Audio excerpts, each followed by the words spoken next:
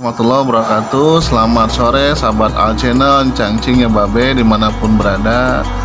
Masih di dalam suasana bulan suci Ramadan yang penuh berkah, penuh magfirah, penuh ampunan, penuh rahmat, penuh keberkahan. Hari ini kita sampai ke bulan Ramadan yang ke-17. 17 Ramadan Nuzulul Quran, di mana baginda Nabi besar Muhammad Shallallahu Alaihi Wasallam mendapatkan wahyu pertamanya, yaitu surat Al-Iqra. Iqra bismi rabbikal ladzi khalaq.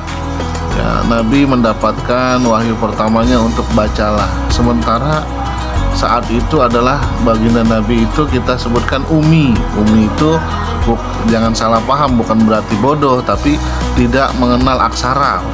Tapi baginda Nabi suruh baca. Nah, ini yang meyakinkan kita bahwa Al-Quran itu bukan ciptaan Nabi, karena Nabi itu ummi. Itu artinya memang Al-Quran adalah diturunkan oleh Allah Subhanahu wa Ta'ala melalui perantara malaikat Jibril, diberikan kepada Nabi Muhammad sebagai petunjuk untuk umat manusia, untuk kita umat Islam dalam melaksanakan implementasi kehidupan sehari-hari, dalam kehidupan beragama. Ya, sumbernya, dasarnya yang paling fundamental itu ya adalah Al-Quran. Al-Quran sebagai dasar kehidupan kita beragama. Sahabat Al Channel, cangcing ya babe, 17 Ramadan ini ya mudah-mudahan kita mendapatkan cahaya daripada Al-Quran. Makna cahaya di sini ya kita bisa mengartikan ya lebih luas lagi, bahwa cahaya itu adalah petunjuk jalan. Cahaya itu adalah penerang untuk kita sebagai umat dalam melaksanakan kegiatan kita sehari-hari. Semua kembali kepada Al-Quran dan juga Al-Hadis daripada baginda Nabi besar Muhammad Shallallahu Alaihi Wasallam. Allah Subhanahu wa Ta'ala menurunkan Al-Quran berangsur-angsur, berproses ya kepada baginda Nabi sehingganya hafal.